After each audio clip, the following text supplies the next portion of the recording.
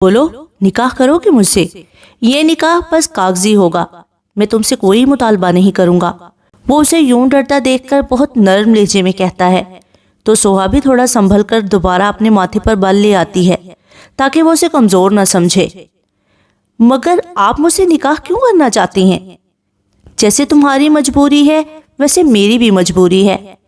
وہ پھر سے اپنی کمر پیچھے ٹیبل سے لگائے کندھے اچکائے کہتا ہے، آپ تو کسی کو بھی خرید کر اسے نکاح کر سکتے ہیں، پھر میں ہی کیوں؟ اسے سمجھ نہیں آتی بھلا اس کی کیا مجبوری ہو سکتی ہے؟ تمہیں بھی تو خرید رہا ہوں۔ وہ اس پر طنز کر کے مسکراتا ہے تو سوہا شرمندہ سی ہو جاتی ہے۔ میں تمہیں 6 مہینے بعد چھوڑ دوں گا۔ یہ رشتہ کاغذی ہوگا اور عارضی بھی، کسی کو پتہ نہیں چلے گا کہ تم نے مجھ سے نکاح کیا ہے، یہ بات میرے اور تمہارے بیچ رہے گی۔ وہ اسے شرمندہ دیکھ کر مزید بتاتا ہے، اگر میں نکاح نہ کروں تو آپ مجھے پیسے نہیں دیں گے؟ وہ اس سے پوچھتی ہے، جس پر وہ نفی میں سر ہلاتا ہے۔ ٹھیک ہے، مجھے نہیں چاہیے، آپ اپنے پاس ہی رکھیں اپنے پیسے۔ وہ غصے سے کہتی باہر کی طرف قدم بڑھاتی ہے، اگر تم مجھ سے نکاح کرتی ہو تو میں تمہیں پیسے دے دوں گا، اس سے تمہارے ابو کا علاج بھی ہو جائے، اور تم تو بیٹی ہو، اپنے باپ کے لیے اتنا تو کر ہی سکتی ہو۔ وہ اسے جاتا دیکھ کر مسکراتے ہوئے کہتا ہے، خوش قسمت ہو جو مجبوری میں بھی اتنا امیر اور خوبصورت شوہر مل رہا ہے۔ اس کے رکنے پر وہ مزید کہتا ہے، لعنت بھیجتی ہوں میں ایسی دولت اور حسین شوہر پر۔ وہ غصے سے کہتی باہر چلی جاتی ہے اور دخان مسکراتا ہوا ایک گہری سانس لے کر اپنی چیئر پر بیٹھتا ہے۔ جو تو رس جانی ہے، دل یہ ٹوٹ جانی ہے۔ ارے نہیں، یہ گانا سوٹ نہیں کر رہا۔ وہ کون سا گانا تھا یار؟ وہ گانا گا کے بیچ میں ہی چھوڑ کر دوسرا گانا سوچتا ہے۔ ہاں یہ والا، ٹھکرا کے میرا پیار میرا انتقام دیکھیں گی۔ وہ ہنستا ہوا کرسی کو جھولے دیتا ہوا گنگناتا ہے، اب تمہیں اپنی بدتمیزی کا حساب بھی دینا ہوگا سوہا غفار۔ وہ چہرے پر سختی لا کر کہتا ہے اور پھر مسکرا دیتا ہے۔ کون ہے؟ آ رہی ہوں، صبر کرو۔ آسیہ جو صحن میں بیٹھی سبزی کاٹ رہی ہوتی ہیں، دروازہ بجنے پر سبزی چھوڑے اٹھتے ہوئے کہتی ہیں، سوہا اتنی جلدی آ گئی تم؟ وہ جیسے ہی دروازہ کھولتی ہیں تو سامنے سوہا کو دیکھ کر حیرانی سے پوچھتی ہیں، اور سوہا انہیں جواب دیے بغیر ایک نظر دیکھ کر ان کی سائڈ سے نکلتی اپنے کمرے کی طرف جاتی ہے۔ سوہا کیا ہوا ہے؟ بتاؤ تو صحیح۔ وہ بھی دروازہ بند کرے اس کے پیچھے آتی ہیں، مگر اس تک پہنچنے سے پہلے ہی وہ کمرے میں داخل ہو کر دروازہ بند کر دیتی ہے۔ وہ کمرے میں آتے ہی اپنی چادر اور بیگ کو اتار کر زور سے بیڈ پر پٹکتی ہے اور پھر وہیں بیڈ پر بیٹھے دونوں ہاتھ منہ پر رکھے رونے لگتی ہے۔ اسے آج پتہ نہیں کیوں عجیب لگ رہا تھا کہ اسے دخان سے زیادہ اپنے آپ پر غصہ آ رہا تھا کہ وہ کیوں گئی وہاں، نہ جاتی وہ وہاں اور نہ ہی کوئی ایسی بات کرتا۔ سوہا بیٹا، کوئی بات ہے تو بتاؤ۔ سوہا میرا دل بیٹھا جا رہا ہے، کچھ تو بولو۔ سوہا کو مسلسل آسیہ کی آواز آتی ہے، مگر اس کی ہمت نہیں ہوتی کہ ان کا سامنا کرے۔ اسے خود سے شرم آتی ہے کہ دکان دورانی اس کے بارے میں ایسی گھٹیا سوچ رکھتا ہے۔ وہ آسیہ کو جواب دینے کی بجائے اپنے آنسو صاف کرے واش روم میں جاتی ہے اور وہاں جا کر بیسن کے سامنے کھڑی ہو کر اپنے آپ کو شیشے میں غور سے دیکھتی ہے۔ گوری صاف شفاف رنگت جس پر ایک دھبا بھی نہیں، مڑی ہوئی پلکیں، گلابی پنکھڑی جیسے خوبصورت ہونٹ، براؤن بڑی آنکھیں، کالے لمبے بال۔ وہ تھی بھی تو اتنی خوبصورت کہ جو ایک بار دیکھے دیکھتا رہ جائے۔ آپ جس کی بھی مدد کرتے ہیں ان کے ساتھ ایسا ہی کرتے ہیں؟ ارے نہیں نہیں، بس آپ سے ہی۔ آپ ہیں بھی تو اتنی خوبصورت، تو بندہ کیا کرے؟ اس کے کان میں دخان کے الفاظ گونجتے ہیں، جس پر وہ غصے سے نل کھولے اپنے منہ پر پانی کے چھینٹے مارتی ہے۔ میں اپنا چہرہ تمہاری گندی نظروں سے پاک کروں گی دخان دورانی۔ وہ اپنا چہرہ صابن سے ملتے ہوئے کہتی ہے اور نہ جانے کتنی بار منہ دھو لیتی ہے۔ اسے دیکھ کے ایسا لگ رہا تھا جیسے وہ اپنے چہرے سے کوئی گندی چیز صاف کر رہی ہو، اور وہ گندی چیز دخان کی نظریں تھی۔ اسے اب بھی اپنے چہرے پر اس کی نظریں محسوس ہو رہی تھی، جس پہ وہ مسلسل پانی بہا رہی تھی۔ امی کیا ہوا؟ آپ یہاں کیوں کھڑی ہیں؟ روحان جو ابھی باہر سے آتا ہے تو آسیہ کو سوہا کے کمرے کے باہر ٹہلتا ہوا دیکھ کر ان کے پاس آ کر پوچھتا ہے، روحان اچھا ہوا تم آ گئے، پتہ نہیں سوہا کو کیا ہوا ہے، دروازہ ہی نہیں کھول رہی، آفس سے آتے ہی اپنے کمرے میں چلی گئی، اس کی آنکھیں بتا رہی تھی کہ وہ روئی ہے۔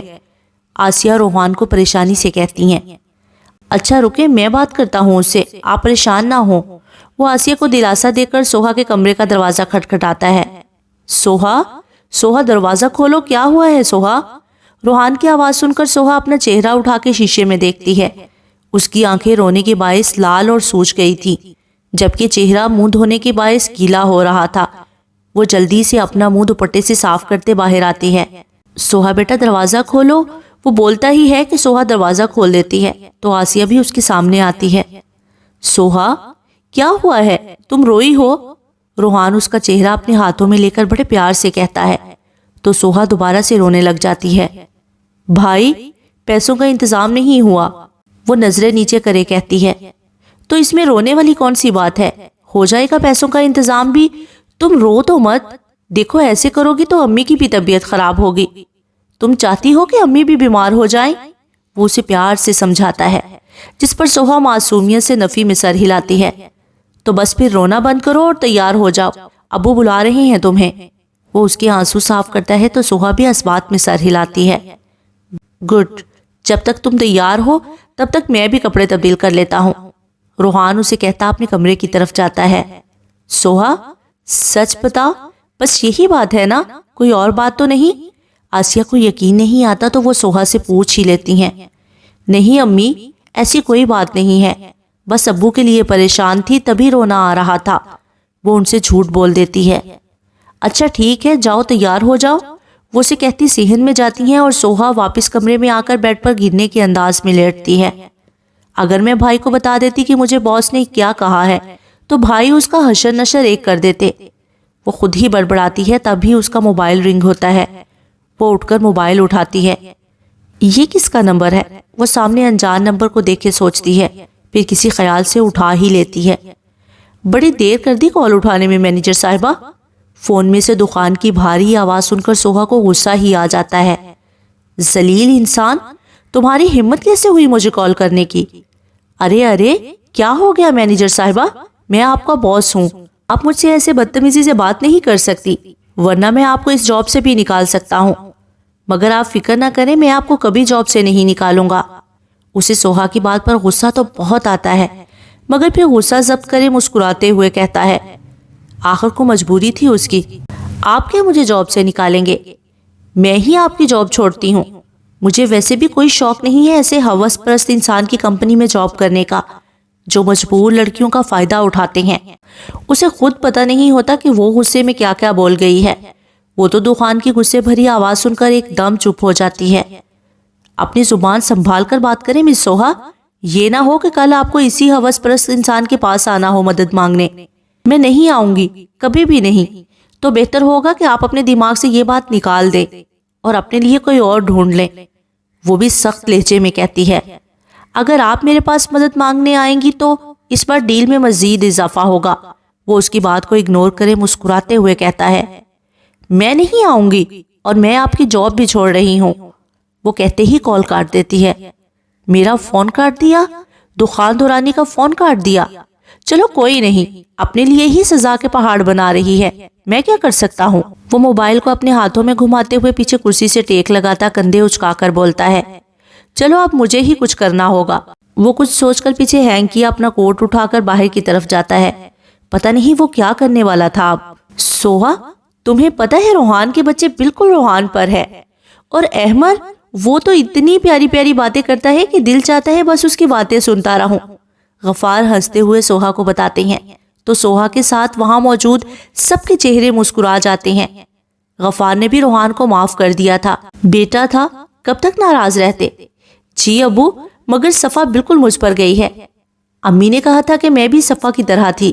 وہ جلدی سے کہتی ہے، ہاں بھائی، صفا سوہا پر گئی ہے، سوہا بھی بچپن میں ایسی ہی تھی۔ آسیہ روحان کے موبائل میں صفا کی تصویر دیکھتے ہوئے کہتی ہیں، روحان تم اب جلدی سے اپنے بیوی بچوں کو بلا لو، بس اب صبر نہیں ہوتا۔ جی ابو، وہ لوگ جلد ہی آئیں گے، میں نے کہا تھا کشف کو کہ جتنا جلدی ہو سکے آنے کی کوشش کرے۔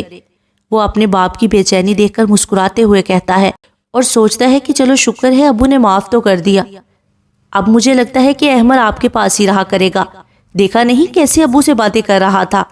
سیف اپنے باپ کی ٹانگیں دباتے ہوئے کہتا ہے، روحان اور سیف غفار کی ٹانگیں دبا رہے تھے۔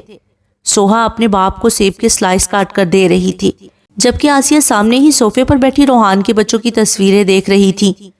ہاں تو دادا ہوں، دادا پوتوں میں تو ویسے ہی بہت پیار ہوتا ہے، وہ تھوڑا فخر سے کہتی ہیں تو سب مسکرا دیتے ہیں، اور سوہا شکر ادا کرتی ہے کہ اس کی فیملی دوبارہ پہلے جیسی ہو گئی ہے، سب خوش ہیں، مگر وہ ایک آنے والے طوفان سے انجان تھی۔ آج کیسے یاد کر لیا مجھے دخان دورانی نے؟ بس کبھی کبھی ڈاکٹر سے بھی کام پڑ جاتے ہیں، وہ کرسی کھینچ کر بیٹھتے ہوئے مسکراتے ہوئے کہتا ہے۔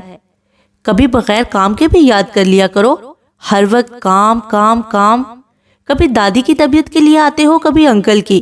ویسے دادی اب کیسی ہیں؟ وہ اس پر طنز کرتا ہے۔ ڈاکٹر سمد دخان کا کلاس فیلو تھا، میٹرک تک دونوں ساتھ تھے، پھر آگے سمد نے ڈاکٹر بننا تھا تو اس نے کوئی اور کالج میں ایڈمیشن لے لیا تھا، مگر دونوں میں دوستی ابھی تک قائم تھی، بہت کم۔ ہاں اللہ کا شکر ہے دادی بالکل ٹھیک ہیں۔ تم وہ سنو جس کام سے میں آیا ہوں۔ ہاں بولو، کیا کام ہے؟ وہ آنکھیں گھما کر کام پر زور دے کر بولتا ہے۔ تمہارے ہاسپٹل میں کوئی ہارٹ پیشنٹ ہے؟ وہ تھوڑا اس کی طرف جھک کر پوچھتا ہے۔ ہمارے ہاسپٹل میں تو بہت سے ہارٹ پیشنٹ ہیں، تم کس کے بارے میں بات کر رہے ہو؟ غفار، غفار نام ہے پیشنٹ کا، وہ جلدی سے بولتا ہے۔ اچھا غفار صاحب کی بات کر رہے ہو؟ ہاں وہ ڈاکٹر عارف کے پیشنٹ تھے، مگر ابھی کچھ دنوں سے وہ آؤٹ آف سٹی گئے ہیں تو میں ان کا علاج کر رہا ہوں۔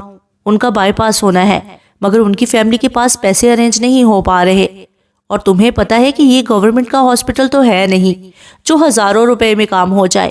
ادھر یہ اصول ہے کہ پہلے پیسے جمع کرواؤ پھر آگے علاج ہوگا۔ وہ یاد آنے پر بولتا ہے۔ ہاں یہ تو ہے، وہ اتنا کہہ کر سوچتا ہے کہ اس سے بات کیسے کرے۔ ویسے وہ کون ہے تمہارے؟ وہ میرے ہونے والے سسر ہیں۔ کیا تمہارے سسر ہیں؟ تو پہلے کیوں نہیں بتایا؟ میں نہیں کوئی ضرورت نہیں ہے کچھ کرنے کی، تم بس میرا ایک کام کر دو۔ وہ نفی کر کے اپنے مطلب کی بات کرتا ہے تو سمد بھی سر ہلاتا ہے۔ ہاں کہو، کیا بات ہے؟ میرے بس میں ہوا تو ضرور کروں گا۔ وہ دراصل غفار صاحب کا جو بیٹا ہے نا، وہ نہیں چاہتا کہ وہ ٹھیک ہو، اگر ان کی ڈیتھ ہو گئی تو ساری جائیداد اس کے نام ہوگی، تبھی وہ ان کے علاج کے پیسے نہیں دے رہا، جبکہ اس کے پاس پیسے ہیں۔ دخان اتنی صفائی سے جھوٹ بولتا ہے کہ کوئی کہہ ہی نہیں سکتا کہ یہ جھوٹ بول رہا ہے۔ اوف، کیسا بیٹا ہے، جائیداد کے لیے باپ کو مار رہا ہے، حد ہے ویسے۔ سمد کو روحان پر غصہ آتا ہے، اس نے کہا ہی ایسے تھا کہ بندے کو غصہ ہی آ جائے۔ اب تم نے میرا یہ کام کرنا ہے کہ تم نے انہیں جا کر کہنا ہے کہ کل تک پیسوں کا انتظام کرو، ورنہ آپ کے ابو کو کچھ بھی ہو سکتا ہے۔ پر ایسا کرنے سے کیا ہوگا؟ اسے سمجھ نہیں آتی کہ وہ کیا کہنا چاہ رہا ہے۔ ایسا کرنے سے ان کی بیٹی یعنی میری ہونے والی بیوی میرے پاس آئے گی پیسے لینے تو۔ اچھا دخان، میں سمجھ گیا ہوں کہ تم کیا کہنا چاہ رہے ہو۔ وہ دخان کی بات کاٹ کر مسکراتے ہوئے کہتا ہے، جس پر دخان بھی مسکرا دیتا ہے۔ اچھا پھر بتاؤ، کیا سمجھ گئے ہو؟ وہ آئی برو اٹھا کر پوچھتا ہے، جس پر سمد بھی مسکرا کر بتاتا ہے۔ تم اس لڑکی کو پسند کرتے ہو اور تم چاہتے ہو کہ وہ تم سے پیسے مانگنے آئے اور تم اس کی مدد کر کے اس کے دل میں اپنے لیے جگہ بنا لو، رائٹ؟ اس نے کسی حد تک صحیح اندازہ لگایا تھا تو دخان نے بھی اس کو اسی کے اندازے میں رہنے دیا۔ واہ، کیا اندازہ لگایا ہے! اب تم میرا کام کر دینا۔ ہاں کر دوں گا، بلکہ ابھی ہی جا کر ان کی جو مشین لگی ہے تو دل کی دھڑکن تیز کر دیتا ہوں، وہ بھی اسی کا دوست تھا۔ ہاں جو کرنا ہے کرو، بس وہ میرے پاس آنی چاہیے۔ وہ کھڑا ہو کر اپنا کوٹ درست کرتا پینٹ کی جیب میں ہاتھ ڈالتا ہے۔ اگر تم کہو تو میں اسے کہہ بھی دیتا ہوں۔ نہیں تم کچھ نہیں کہنا، وہ خود ہی آ جائے گی۔ چلو ٹھیک ہے۔ اچھا ان کا بیٹا بھی صحیح ہے نا؟ وہ بول کر اسے دیکھتا ہے، جس پر وہ ہنستا ہوا اس بات میں سر ہلاتا ہے۔ مجھے پہلے ہی لگا تھا، کیونکہ وہ ایسا لگا ہی نہیں مجھے، وہ تو بہت خدمت کر رہا تھا اپنے باپ کی۔ اچھا چھوڑو، اب میں چلتا ہوں، تم یاد سے میرا کام کر دینا۔ وہ کہہ کر اپنا موبائل ٹیبل سے اٹھاتا باہر کی طرف جاتا ہے، اور سمد اس کے جاتے ہی مسکراتا ہوا اس کی شان میں ایک فقرہ بولتا ہے۔ دخان دورانی جیسا شیطان کبھی پیدا ہی نہیں ہوا۔ یہ بندہ وہ کچھ کرتا ہے جس کی خبر اگلے بندے کے فرشتوں کو بھی نہیں ہوتی۔ نہ جانے یہ بندہ چیز کیا ہے۔ سوہا تم چلو، میں آتا ہوں۔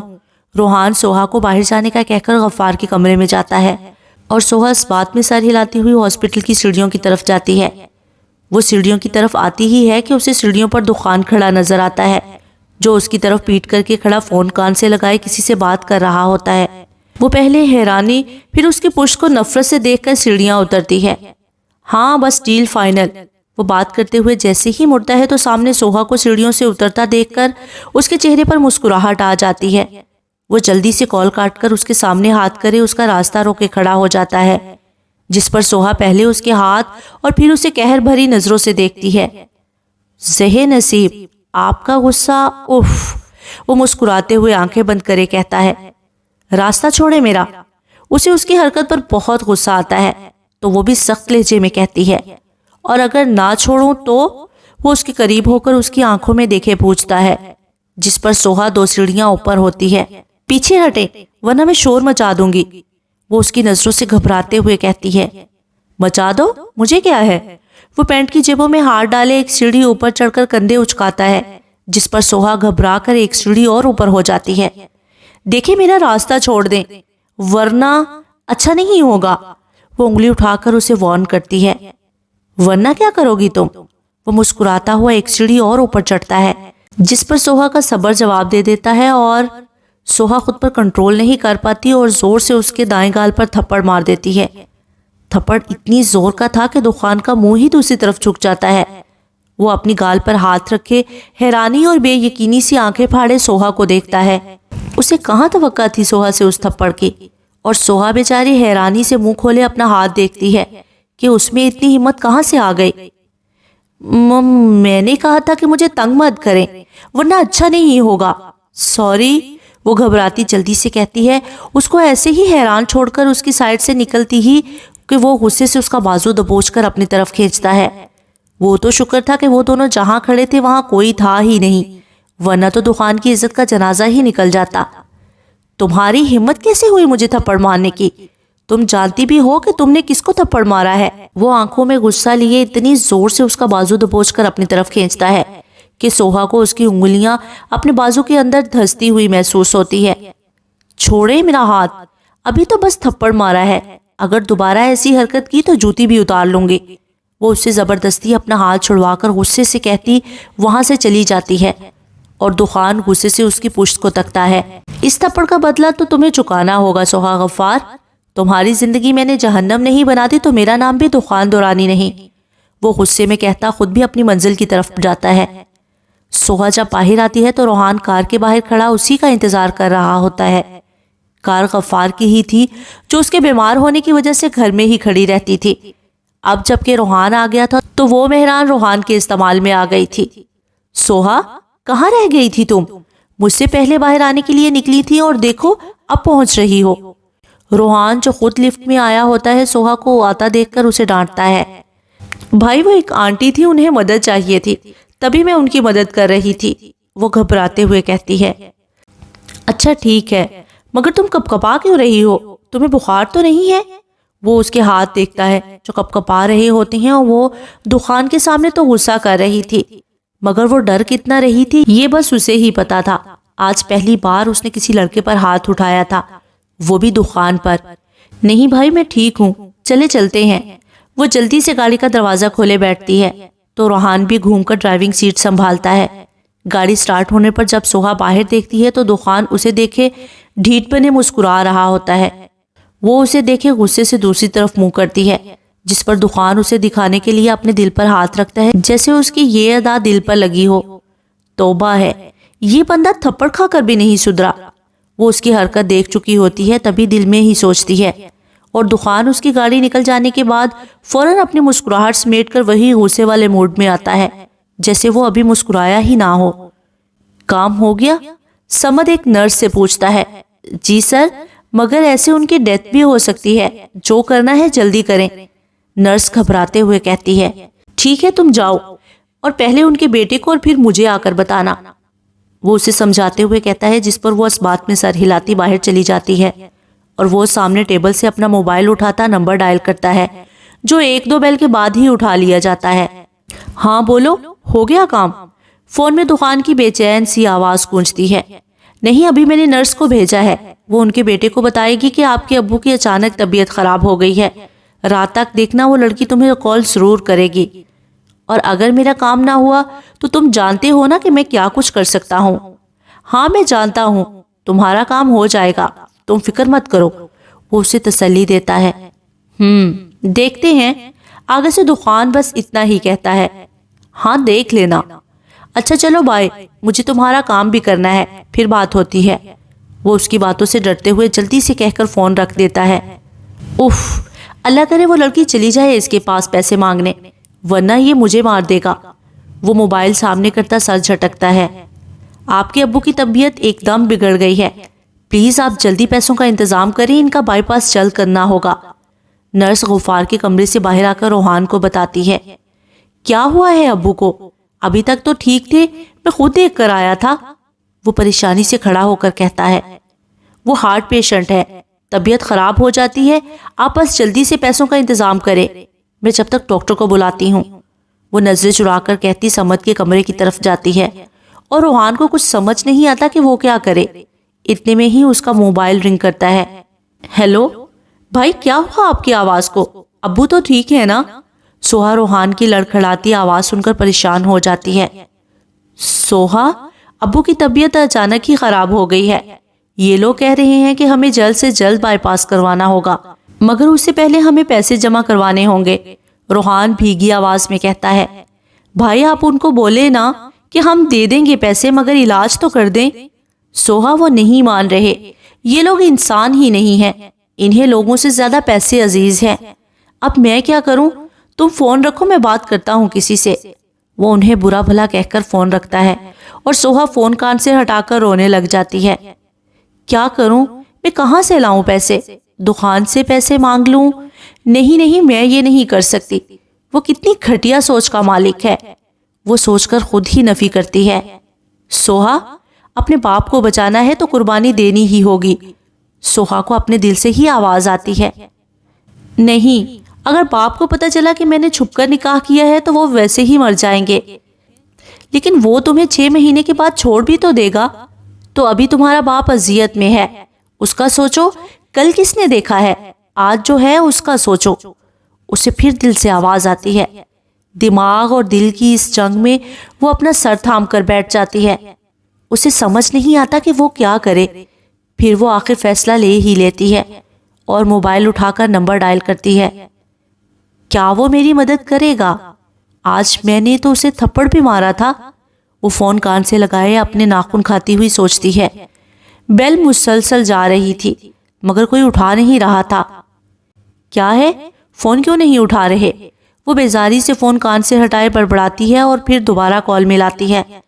دخان آرام سے اپنے کمرے میں اوندے منہ لیٹا سو رہا ہوتا ہے کہ اس کا موبائل رنگ کرتا ہے، جسے پہلے تو وہ اٹھاتا نہیں ہے، پھر جب تنگ ہو جاتا ہے تو سائڈ ٹیبل پر ہاتھ مار کر موبائل اٹھاتا بند آنکھوں سے ہی یس کرے کان سے لگاتا ہے۔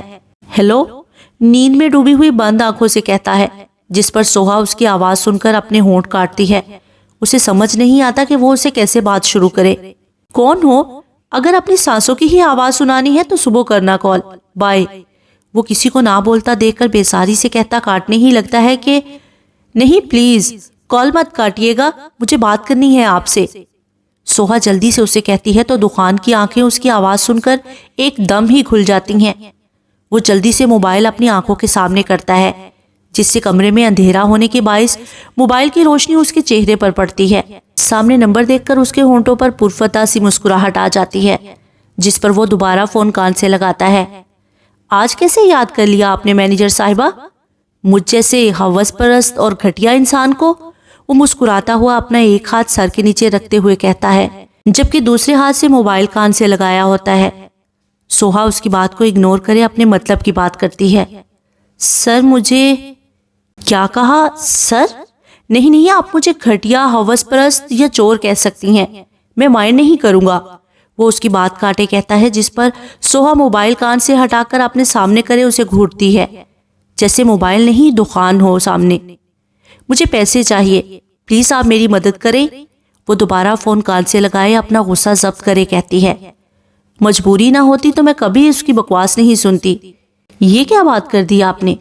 میری تو ساری دولت آپ کی ہے، لیکن اس کے لیے میں تیار ہوں آپ سے نکاح کرنے کے لیے، بس آپ میرے ابو کا علاج کروا دیں۔ وہ اس کی بات مکمل ہونے سے پہلے ہی کہہ دیتی ہے، جس پر وہ مسکرا دیتا ہے۔ مگر میں نے کہا تھا کہ ڈیل میں بھی اضافہ ہوگا، وہ اسے یاد دلاتا ہے، جس سے سوہا کے ماتھے پر بال آ جاتے ہیں۔ یہ کب کہا آپ نے؟ مجھے نہیں یاد۔ اسے سچ میں یاد نہیں ہوتا۔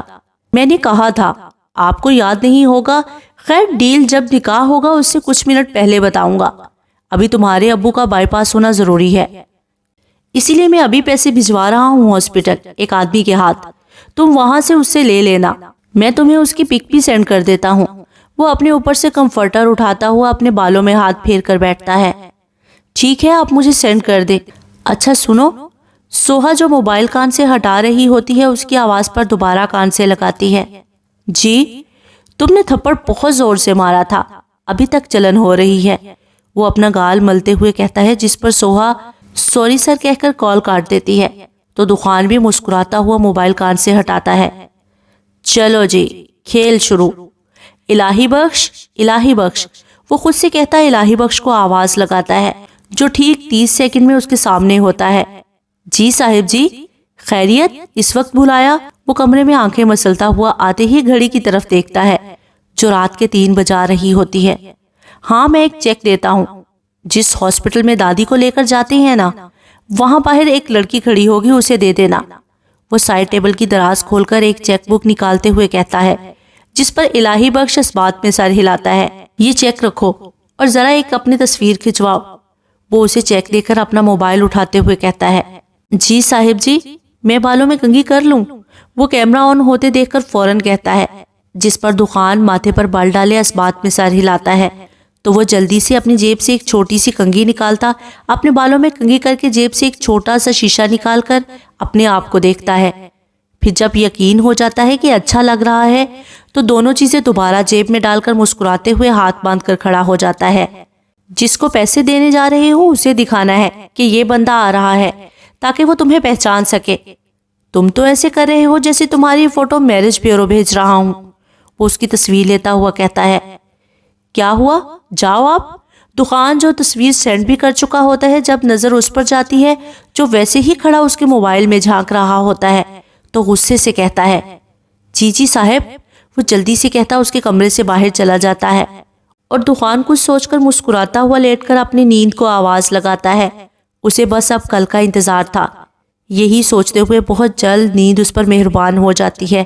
سوہا جو ابھی ہی ہاسپٹل پہنچی ہوتی ہے، باہر کھڑے دخان کے اس ملازم کو ڈھونڈتی ہے جس کی پک دخان نے کچھ دیر پہلے ہی بھیجی ہوتی ہے۔ کہاں ہے؟ ہاں وہ رہا۔ وہ بھی چاروں طرف نظریں گھما ہی رہی ہوتی ہے کہ اسے الہی بخش سامنے کھڑا نظر آتا ہے، جسے دیکھ کے لگتا ہے کہ وہ بھی سوہا کو ڈھونڈ رہا ہے۔ ایکسکیوز می، آپ کو سر دخان نے بھیجا ہے؟ وہ اس کے پاس جا کر پوچھتی ہے، جس پر وہ بھی اس کی طرف دیکھتا ہے۔ جی آپ مس سوہا ہیں؟ وہ بھی تصدیق کرتا ہے، جس پر سوہا اس بات میں سر ہلاتی ہے، جی میں سوہا ہوں، یہ لیجیے آپ کی امانت۔ وہ ایک چیک اسے دیتا ہے جس پر سوہا اس کا شکریہ ادا کرے ہاسپٹل کے اندرونی طرف جاتی ہے۔ سوہا جیسے ہی اندر داخل ہوتی ہے تو سامنے ہی روحان فون کان سے لگائے پریشانی میں ٹہل رہا ہوتا ہے۔ بھائی، وہ اس کے پاس جا کر اسے مخاطب کرتی ہے، جس پر روحان اسے مڑ کر دیکھتا ہے اور دیکھتے ہی اس کے ماتھے پر بال آ جاتے ہیں۔ تم اتنی رات کو اکیلی کیوں آئی ہو؟ بھائی مجھے ابو کی فکر ہو رہی تھی تو میں آ گئی۔ میں نے امی اور سیف کو کچھ نہیں بتایا، بس اکیلے ہی آ گئی، وہ لوگ سو رہے تھے۔ سوہا تمہیں پتہ ہے صبح کے 4 بج رہے ہیں، اس وقت کون لڑکی گھر سے نکلتی ہے؟ اگر روحان اس کی بات کاٹ کر کہتا ہے کہ سوہا بھی اس کی بات کاٹ کر پیسے آگے کر دیتی ہے۔ بھائی یہ پیسوں کا انتظام ہو گیا ہے، آپ پہلے یہ جمع کروا دیں، پھر بھلے مجھے ڈانٹ لیجیے گا۔ وہ نظریں نیچے کرے کہتی ہے اور روحان اس کے ہاتھ سے پیسے لے کر حیرانی سے دیکھتا ہے۔ یہ پیسے بھائی میرے باس نے دیے ہیں، میں نے دوبارہ انہیں کال کی تھی تو وہ مان گئے تھے۔ سوہا آدھا سچ اور آدھا جھوٹ بتاتی ہے۔ پیسوں کا انتظام ہوا؟ آپ کے ابو کی طبیعت بہت خراب ہو رہی ہے، وہی نرس دوبارہ آ کر روحان سے کہتی ہے۔ جی جی ہو گیا ہے، میں جمع کروا رہا ہوں، آپ لوگ سٹارٹ کریں بائی پاس۔ روحان جلدی سے کاؤنٹر کی طرف جاتا ہے اور سوہا وہیں بینچ پر بیٹھ کر دعا کرتی ہے۔ ہاں بولو جاری ڈاکٹر، دخان آئینے کے سامنے کھڑا اپنی ٹائی بناتے ہوئے کہتا ہے، جبکہ فون اس نے اپنے سامنے ہی اسپیکر پر کرا ہوتا ہے۔ یہ جعلی ڈاکٹر کس کو بول رہا ہے تو؟ سمجھ جو اس کے منہ سے اپنے لیے تعریف سننے کا منتظر تھا، اب اپنے لیے ایسے الفاظ سن کر غصے سے بولتا ہے، ابھی میں بات کس سے کر رہا ہوں؟ تم سے، اور ڈاکٹر بھی تم ہی ہو تو ظاہری سی بات ہے تمہیں ہی کہوں گا نا۔ وہ اپنے بال بناتا ہے۔ خیر چھوڑو ان باتوں کو، میں نے تمہیں یہ بتانا تھا کہ غفار صاحب کا بائی پاس کامیاب ہو گیا ہے۔ وہ خود ہی بات بدل دیتا ہے، پتا تھا وہ جتنا بولے گا دخان اس سے زیادہ بولے گا، اور جب دخان بے عزتی کرنے پر آئے تو سامنے والا خود ہی اپنی عزت کی خاطر چپ ہو جاتا تھا، کیونکہ اس سے کوئی جیت نہیں سکتا تھا۔ چلو مبارک ہو وہ بچ گئے، ورنہ میں سمجھ رہا تھا کہ وہ اوپر ہی نہ چلے جائیں۔ وہ بے پرواہ سا کہتا موبائل اٹھا کر اپنے کان سے لگاتا ہے۔ ہاں، اور مجھے یقین ہے کہ تمہارا کام بھی ہو گیا ہوگا۔ نہ کام میرا ابھی آدھا ہے، ابھی آدھا باقی ہے۔ سمجھو جو مین کام ہے وہ ابھی رہتا ہے۔ وہ سیڑھیوں سے اترتا ہوا کہتا ہے، اور ساتھ ہی ایک ملازم اس کے آنے پر جوس کا گلاس آگے کرتا ہے، جسے وہ تھام کر کھڑے کھڑے ہی پی کر خالی گلاس اسے واپس کرتا ہے۔ صاحب جی ناشتہ؟ نہیں، آج ناشتہ باہر کرنا ہے۔ ملازم کے پوچھنے پر وہ کہتا باہر کی طرف جاتا ہے۔ خیر تو ہے، آج ناشتہ باہر کرو گے، کوئی خاص ہے کیا؟ سمد اس کی بات سن کر بولتا ہے۔ نہیں، خاص نہیں ہے، بس مجبوری میں اسے خاص بنا رہا ہوں، اور اس کے سامنے ظاہر کروں گا کہ تم میرے لیے بہت خاص ہو۔ وہ مسکراتا ہوا کہتا گاڑی کے پاس آ کر رکتا ہے، جس پر سامنے ہاتھ باندھے کھڑا ملازم اسے دیکھ کر فوراً آگے بڑھ کر گاڑی کا دروازہ کھولتا ہے، تو وہ گاڑی میں بیٹھ جاتا ہے۔ مجھے تمہاری باتیں سمجھ نہیں آتی بالکل بھی۔ وہ اس کی پہلے جیسی باتوں کو سن کر چڑھ کر بولتا ہے، جس پر دخان ہنس دیتا ہے۔ تم نے اپنا سارا دماغ ڈاکٹر بننے میں ہی لگا دیا، اور دخان کی باتیں خالی دماغ میں نہیں آتی جعلی ڈاکٹر۔ دفع ہو جا، اور آپ مجھے دوبارہ کال مت کرنا بدتمیز انسان۔ اوکے، تم کون سا میری گرل فرینڈ ہو جو میں تمہیں مناؤں گا؟ بائے۔ وہ کہتا مسکراتے ہوئے کال کاٹ دیتا ہے، اور سمد ہیلو ہیلو کرتا ہی رہ جاتا ہے۔ کیسی ہیں آپ ابو؟ سوہا روحان کے آنے پر پوچھتی ہے، جو ابھی ہی غفار کے روم سے آیا ہوتا ہے۔ غفار کے بائی پاس کے بعد اسے روم میں شفٹ کر دیا تھا، اور ابھی بس ایک بندے کو اسے ملنے کی اجازت تھی، تبھی روحان ہی مل کر آیا تھا۔ اللہ کا شکر ہے کہ ابو ٹھیک ہے، ابھی انہیں نیند کا انجیکشن دیا ہے تبھی سو رہے ہیں، روحان مسکراتا ہوا بتاتا ہے، تو سوہا کے ساتھ آسیہ اور سیف کو بھی تسلی ہوتی ہے۔ اللہ کا شکر ہے، سوہا فوراً کہتی ہے۔ بے شک وہی زندگی دینے والا تھا، دخان تو بس ایک ذریعہ تھا۔ اللہ بھلا کرے تمہارے باس کا سوہا، جس نے صحیح وقت پر ہماری مدد کر دی، آسیہ سوہا کو کہتی ہے، جس پر سوہا انہیں دیکھتی ہے۔ امی آپ کو کیا پتا خود کو بیچ کر یہ پیسے ملے ہیں، ورنہ دخان دورانی رحم دل ہو ہی نہیں سکتا۔ وہ اپنی ماں کو دیکھ کر زخمی مسکراہٹ کے ساتھ سوچتی ہے، ہاں سوہا تمہیں ان کا شکریہ ادا کرنا چاہیے، اتنی رات میں انہوں نے ہمیں پیسے دیے۔ روحان بھی اسے کہتا ہے، تو وہ سرس بات میں ہلاتی ہے۔ امی مجھے آفس جانا ہوگا، کام تھا ایک، اگر آپ کہو۔ ہاں جاؤ تم، اور سیف کو بھی لے کر جانا، اسے بھی کالج بھیج دینا، تمہارے ابو کے پاس میں اور روحان ہیں، تم ادھر کی فکر مت کرنا، آسیہ اسے کہتی ہے، جس پر وہ سیف کو ساتھ لیے باہر کی طرف جاتی ہے۔ آپی میں آج کی چھٹی کر لوں، پھر کبھی نہیں کروں گا پکا۔ سیف باہر آ کر سوہا سے مظلوم سی شکل بنا کر کہتا ہے، چپ ہو کر چلو، ویسے تمہاری بہت چھٹیاں ہو گئی ہیں، یہ نہ ہو کہ تمہیں کالج سے ہی نکال دیں۔ وہ اسے غصے کی نظر سے دیکھ کر بولتی ہے، جس پر سیف برا سا منہ بنا کر اس کے ساتھ چلتا ہے۔ منہ صحیح کرو اور رکشہ روکو، وہ اس کا منہ دیکھے کہتی ہے، جس پر وہ بیزار سا منہ بنا کر اسے دیکھتا ہے، اور پھر آگے ہو کر رکشے کی طرف ہاتھ کرتا ہے۔ میرا نکاح ہے، اور میرا اپنا کوئی نہیں ہوگا۔ دخان آفس کی گلاس وال کے سامنے کھڑا سگریٹ ہونٹوں میں دبائے سوچتا ہے، پھر کسی خیال کے تحت مسکراتا ہوا مڑ کر ٹیبل سے موبائل اٹھا کر ایک نمبر ملاتا کان سے لگاتا ہے۔ بیل جاتی ہے، اور 2 بیل کے بعد کال ریسیو کر لی جاتی ہے۔ آپ نے غلطی سے فیض ملک کو کال ملا دی ہے دخان دورانی۔ فون جیسے ہی ریسیو ہوتا ہے تو سامنے سے فیض کی آواز گونجتی ہے۔ نہیں، میں نے فیض ملک کو ہی کال ملائی ہے۔ وہ سگریٹ کا دھواں ہوا کے سپرد کرے کہتا ہے، کہیں میں خواب تو نہیں دیکھ رہا، آپ جناب نے مجھے کال ملا دی؟ اسے یقین نہیں آتا۔ Okay bye. اسے غصہ آتا ہے، اور وہ کہتا فون رکھنے ہی لگتا ہے کہ فیض رکو میں مذاق کر رہا تھا، تم تو سیریس ہی ہو گئے۔ فیض کے کہنے پر دخان دوبارہ موبائل کان سے لگا لیتا ہے۔ ویسے کس وجہ سے مجھ غریب کو یاد کیا آپ نے؟ اسے پتا تھا کہ ضرور کوئی کام تو ہوگا۔ میں نکاح کر رہا ہوں، تو کوئی میرا اپنا یہاں موجود نہیں ہے، اور نہ ہی میں کسی کو بلانا چاہ رہا ہوں، اسی لیے میں نے سوچا چلو دوست نہ صحیح دشمن کو ہی اپنی خوشی میں شامل کر لوں۔ وہ مسکراتے ہوئے کہتا ہے، کیا تم نکاح کر رہے ہو؟ کب اور کس سے؟ اسے حیرت کا جھٹکا لگتا ہے، لڑکی سے کر رہا ہوں، اور آج تو ظاہر سی بات ہے لڑکی سے ہی کرے گا، لڑکے سے تو نہیں کرے گا نا۔ ہے ایک لڑکی، مجھے پسند آ گئی تو اس کے ساتھ نکاح کر رہا ہوں، تم دوپہر 2 بجے تک کورٹ پہنچ جانا۔ وہ آدھی بات بتاتا ہے۔ میں پہنچ جاؤں گا، مگر یہ تو بتاؤ کہ لڑکی کون ہے؟ اس کی سوئی ابھی بھی وہیں اٹکی ہوئی تھی۔ لڑکی انسان ہے اور الحمدللہ مسلمان بھی ہے۔ دخان بھی کہاں صحیح سے جواب دینے والا تھا۔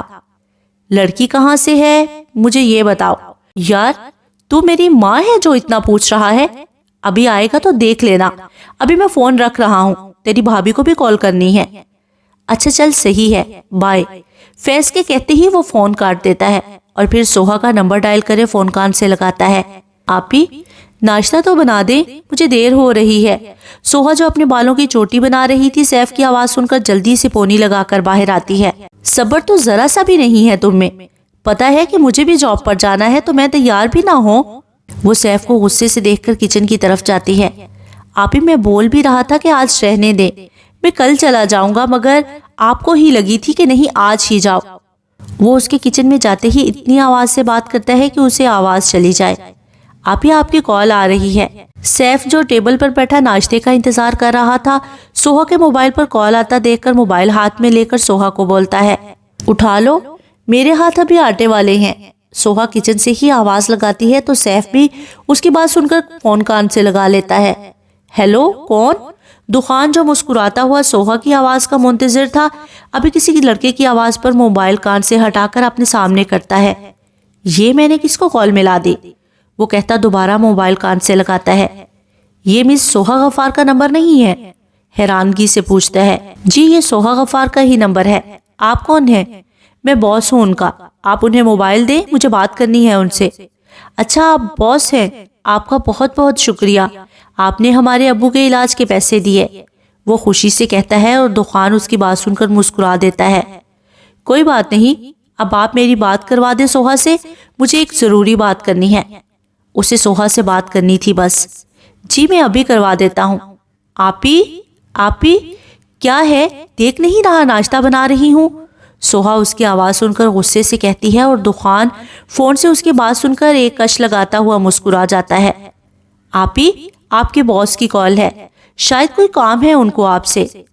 بس یہ کہنا تھا کہ سوہا جو پراٹھا بیل رہی تھی فوراً چھوڑے اس کے ہاتھ سے موبائل لیتی ہے، اپنے ہاتھ تک صاف نہیں کرتی۔ السلام علیکم سر۔ وعلیکم السلام۔ آپ آئی نہیں مینیجر صاحبہ، کہیں اپنا وعدہ بھول تو نہیں گئی؟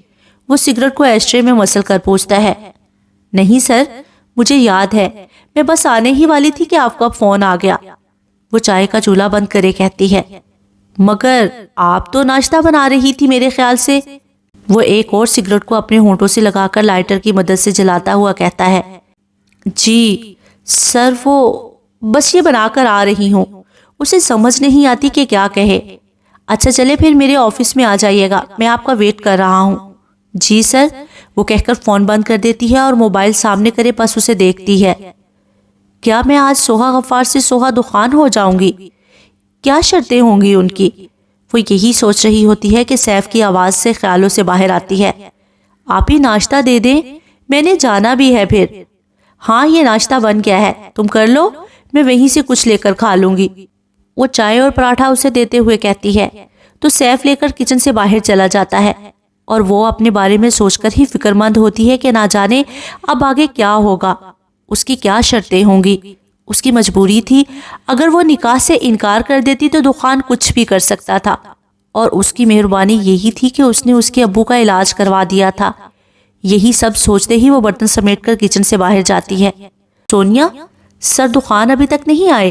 سوہا جیسے ہی اپنی کمپنی میں داخل ہوتی ہے تو ریسیپشن پر بیٹھی ایک لڑکی سے پوچھتی ہے، نہیں آ گئے ہیں، ابھی کانفرنس روم میں میٹنگ میں ہے۔ کیوں تمہیں کوئی کام تھا؟ وہ لڑکی بتا کر سوال کرتی ہے، جس پر سوہا اس بات میں سر ہلا کر اپنے کمپیوٹر کی طرف جاتی ہے جہاں وہ بیٹھ کر کام کرتی تھی۔ کیا جو میں کرنے جا رہی ہوں وہ صحیح ہے؟ وہ چیئر پر بیٹھ کر خود سے سوال کرتی ہے۔ نہیں بالکل غلط ہے، میں تو اپنے گھر والوں کو دھوکہ دے رہی ہوں، مجھے نہیں کرنا چاہیے نکاح، ہاں مجھے چلے جانا چاہیے۔ وہ خود سے فیصلہ لے کر اٹھنے ہی لگتی ہے کہ کانفرنس روم کا دروازہ کھولتے ہی دخان باہر آتا ہے اور سوہا دخان کو دیکھ کر فوراً ہی اپنی سیٹ پر دوبارہ بیٹھ جاتی ہے۔ شکر تھا کہ ابھی تک دخان نے سوہا کو نہیں دیکھا تھا، یہ سوہا سوچتی ہے۔ دخان پینٹ کی جیبوں میں دونوں ہاتھ ڈالے پوری وجاہت کے ساتھ اس کے سامنے سے گزرتا ہی ہے کہ تھوڑا آگے جا کر ایک دم رک جاتا ہے، جیسے اس نے کچھ دیکھ لیا ہو، اور پھر ایڑی کے بل تھوڑا گھومتا گردن موڑ کر اسے دیکھ کر مسکراتا ہے، جبکہ سوہا مسلسل اپنے ہاتھ کی بورڈ پر حرکت دیتے ہوئے اپنی گھبراہٹ کو چھپانے کی ناکام کوشش کرتی ہے۔ دخان چلتا ہوا اس کے پاس آ کر کھڑا ہوتا ہے، جس پر سوہا کمپیوٹر سے نظر ہٹا کر اسے دیکھتی ہے۔ السلام علیکم سر۔ وعلیکم السلام۔ مس سوہا میرے آفس میں آئیں، وہ کہتا اپنے آفس کی طرف جاتا ہے، اور سوہا آنکھیں بند کر ایک لمبا سانس لے کر کھڑی ہوتی ہے۔ سر میں آ جائیں مینیجر صاحبہ، آپ کا ہی انتظار تھا۔ وہ اس کی بات پوری ہونے سے پہلے ہی اجازت دے دیتا ہے، جس پر سوہا اجازت ملتے ہی اندر داخل ہوتی ہے۔ بیٹھیے، وہ اس کی طرف دیکھتا سامنے کرسی کی طرف اشارہ کرتا ہے، تو سوہا بھی اس کے کہنے پر بیٹھ جاتی ہے۔ دخان اس کے بیٹھنے پر ہی پیچھے کرسی سے ٹیک لگائے ٹھوڑی پر ہاتھ پھیرتے ہوئے اس کا جائزہ لیتا ہے، جو لائٹ پنک کلر کی شلوار قمیض پر بلیک کلر کی چادر پہنے بغیر میک اپ کے ہی کتنی حسین لگ رہی ہوتی ہے۔ سوہا کو مسلسل اس کی نظریں اپنے اوپر محسوس ہوتی ہیں، جس پر وہ نظریں نیچے کرے اپنی چادر کو مٹھی میں کرے اپنا غصہ ضبط کرتی ہے، اور جب غصہ حد سے بڑھ جاتا ہے تو اٹھ کر اس کے سامنے جا کر زور سے اس کے منہ پر تھپڑ مارتی ہے، اور دخان حیرت سے اس کو دیکھتا ہے۔